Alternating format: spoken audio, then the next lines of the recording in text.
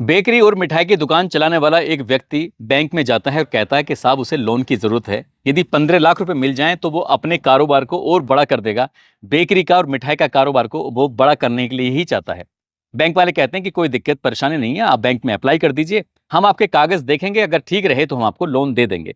दरअसल बैंक ने ये कहते हुए मना कर दिया कि आपकी सिविल खराब है, आपको हम लोन नहीं दे सकते। सिविल मतलब कि बैंक को ये भरोसा नहीं था कि वो उसके पैसे समय पर चुकता कर देगा, इसलिए उसे मना कर देते हैं। वो व्यापारी, वो दुकानदार, वो बार बार रोता है, गिड़गिड़ाता है और बैंक के हर एक कर्मचारी से कहता है कि साहब आप जाकर मेरे यहाँ पर देख लीजिए कि मेरी सिविल कैसी है, सारे के सारे लोग मेरी तारीफ करेंगे। बैंक वाले कहते हैं कि पब्लिक के रेस्पॉन्स से कोई फर्क नहीं पड़ता, फर्क पड़ता है कि हमारे जो डॉक्यूमेंट्स हैं उसमें आपकी क्या स्थिति है, क्या वैल्यू है। बैंक वाले जैसे ही मना कर देते हैं वो रोने लगता है, गिड़गिड़ाने लगता है, कहता है कि साहब मुझे 15 लाख रुपए दे दीजिए, मैं अपने कारोबार को बढ़ाना चाहता हूं। लेकिन बैंक के कानों पर जूं नहीं रहेंगी और वो व्यक्ति मायूस होकर वहां से चला जाता है। कई महीने तक परेशान रहता है। उसके दिमाग में आता है कि क्यों ना इस बैंक को लूट लिया जाए। इसके लिए उसने कुछ वेब सीरीज देखी, उसके लिए उसने कुछ यूट्यूब पर तमाम तरह की वीडियो देखी और वहां से लगभग 9 महीने तक रिसर्च करता है। और रिसर्च करने के बाद उस बैंक से लगभग 13 करोड़ रुपए का सोना चोरी कर लेता है। और वहां मौके पर जब पुलिस प्रशासन, फोरेंसिक टीम सब आते हैं तो घटनास्थल पर एक भी सबूत नहीं मिलता। इस घटनाक्रम को बीते हुए 5 महीने का समय बीत जाता है। आखिरकार वो एक गलती कर बैठता है चोर, और जैसी ही गलती करता है वो पकड़ा जाता है। और जब पकड़ा जाता है तो ये कहानी लोगों के सामने आती है तो लोगों को यकीन नहीं हो रहा था कि वो कम पढ़ा लिखा व्यक्ति आखिरकार इतना बड़ा काम कैसे कर सकता है। आदाब, नमस्कार, सत श्री अकाल। मैं उस्मान सैफी। आज की जो सच्ची घटना मैं आपको सुनाने जा रहा हूं, ये सच्ची घटना है कर्नाटक प्रदेश की राजधानी बेंगलुरु से लगभग 325 किलोमीटर दूर एक जिला है जिसका नाम है दावनगेरे। दावनगेरे के पास एक कस्बा है और कस्बे का नाम है न्यामती। दरअसल न्यामती में 28 अक्टूबर 2024 की सुबह नेहरू रोड पर एक बैंक है जिसका नाम है स्टेट बैंक ऑफ इंडिया। यहां पर जैसे ही बैंक खुलता है कर्मचारी आते हैं और कर्मचारी आने के बाद जो अपनी आंखों से देख रहे थे उसे देखकर यकीन नहीं हो रहा था। दरअसल खिड़की जो थी बैंक की, वो राइट साइड में वो पूरी तरह से कटी हुई थी। उसके अंदर से चोर आते हैं, आने के बाद कटर मशीन को से कुछ जो लोकर थे उनको काटते हैं और काटने के बाद वो यहाँ से चोरी करके ले जाते हैं। बैंक के कर्मचारियों ने देखा तो उनकी सांसें उखड़ जाती हैं। आखिरकार करें तो क्या करें।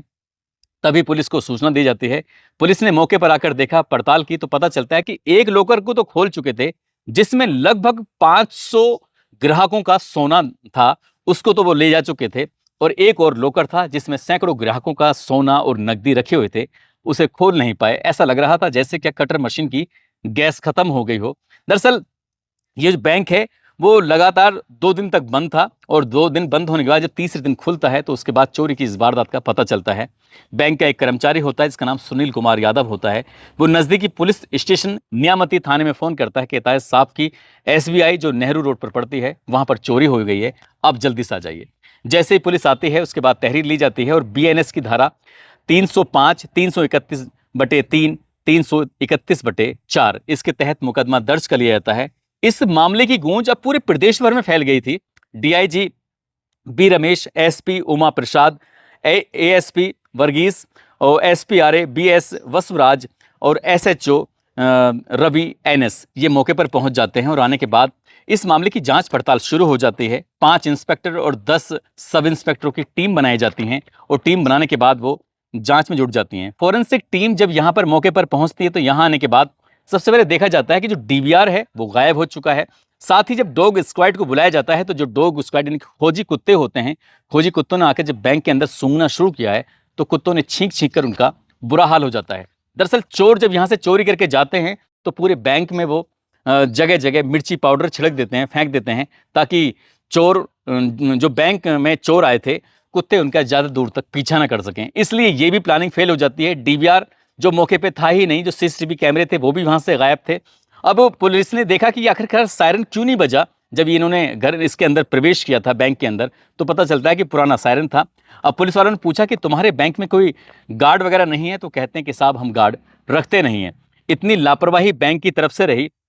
अब बैंक के प्रत्येक कर्मचारी को पुलिस ने सस्पेक्ट माना और प्रत्येक कर्मचारी से एक एक करके उनसे बारी बारी से सख्ती से पूछताछ की गई, क्रोस सवाल किए गए, लेकिन पुलिस को यहां से भी कुछ सफलता नहीं मिलती है। आखिरकार इस इलाके में जितने भी नए नंबर थे, पुराने मोबाइल नंबर थे, सभी नंबरों को उन्होंने सस्पेक्ट माना और सभी नंबरों को आखिरकार जांच पड़ताल के लिए भेजा गया, लेकिन एक भी मोबाइल नंबर मिला ही नहीं जिसको ये कह सकते हैं कि ये सस्पेक्ट था। अब यहां से दूर निकलती है पुलिस, लगभग 50 किलोमीटर के दायरे में जितने भी सीसीटीवी कैमरे थे, हर सीसीटीवी कैमरे को बड़ी बारीकी से देखा जाता है, खंगाला जाता है, लेकिन कोई सफलता नहीं मिलती।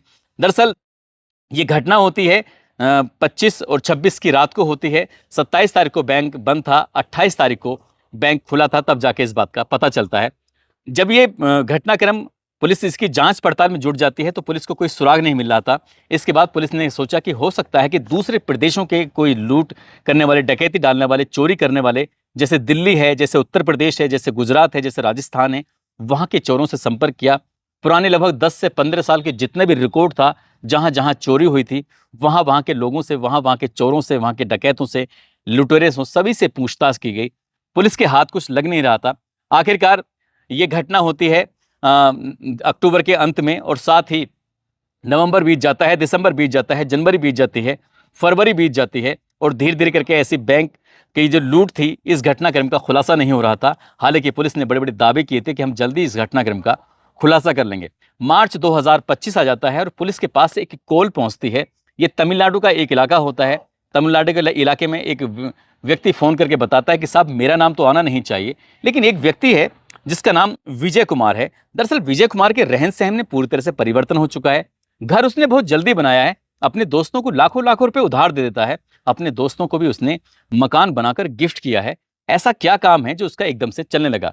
जब पुलिस इस व्यक्ति के पास जाती है, इससे पूछताछ करती है, इससे पूछा जाता है कि तुम्हारे पास इतना सारा पैसा कहाँ से आया?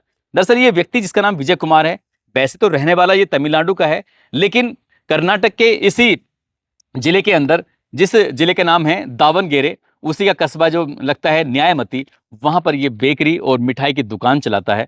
लेकिन जब उससे पूछा जाता है, उसे कहा जाता है कि इतना सारा पैसा तुम्हारे पास कहाँ से आया, तो वो उस पैसे के बारे में सही इन्फॉर्मेशन, सटीक जानकारी जब दे नहीं पाया, तो उससे पूछा जाता है कि तुम करते क्या हो। उसने कहा वीआईपी स्नैक्स और मिठाई के नाम से उसकी शॉप है, उस पर काम करता है। आसपास के इलाके वाले लोगों से पूछा जाता है तो सभी लोग उसकी तारीफ कर रहे थे, लेकिन इतना सारा पैसा कहाँ से आया, उस पैसे के खर्चे का हिसाब किताब दे नहीं पा रहा था। पुलिस के सामने ज़्यादा देर रुक नहीं पाता, और पुलिस के सामने जब टूट जाता है तो कहानी सुनाता है। कहानी सुनकर हर पुलिस वाला दंग रह जाता है। दरअसल दंग इसलिए रह जाता है, उसने बताया कि मार्च 2023 की ये बात है। बैंक में जाता है और जाकर कहता है कि साहब उसे लोन चाहिए, उस पर कर्जा बढ़ रहा है, वो अपनी दुकान को और बड़ा रूप देना चाहता है, ज़्यादा पैसे कमाना चाहता है, आप सिर्फ 15 लाख रुपए का लोन दे दीजिए। लेकिन उसकी फाइल को ये कहते हुए रिजेक्ट कर दिया गया कि आपकी सिविल खराब है और आप समय पर पैसा दे नहीं पाएंगे, इसलिए हम आपको पैसा दे नहीं सकते। वो काफ़ी रोता है, गिड़गिड़ाता है, हाथ जोड़ता है, कहता है कि साहब मेरी स्थिति ज़्यादा खराब है, आप मदद कर दीजिए। पिछले 30 सालों से अपने पिता के साथ रहकर वो व्यक्ति अपने दुकान चला रहा था, लेकिन फिलहाल दुकान की स्थिति उसकी अच्छी नहीं थी, इसलिए वो घर जाता है, मायूस होता है। लेकिन अंदर ही उसके दिमाग में एक ख्याल आता है। एक फिल्म देख रहा था और फिल्म थी मनी हाइट्स, जो कि वेब सीरीज होती है। उस वेब सीरीज को देखने के बाद उसके दिमाग में ख्याल आता है क्यों ना इस बैंक को लूट लिया जाए। अब उसके लिए वो प्लानिंग करता है। हालांकि ज़्यादा पढ़ा लिखा नहीं होता, लेकिन 9 महीने तक वो ऐसी वेब सीरीज, ऐसी चोरी की वारदातें, ऐसी अखबारों में जहां जहां से उसको इन्फॉर्मेशन मिल सकती थी, वो हर छोटी से छोटी चीज़ का ख्याल रख रहा था।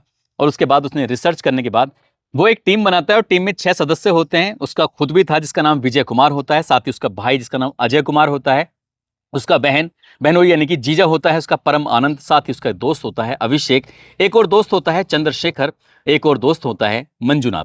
टोटल मिला के 6 इसके साथी होते हैं। और 6 साथियों ने एक जगह लगती है, स्कूल है सुरहोने में एक खड़े होते हैं। वहां पर ये प्लानिंग करते हैं कैसे बैंक लूटना है, कैसे काटना है, क्या करना है।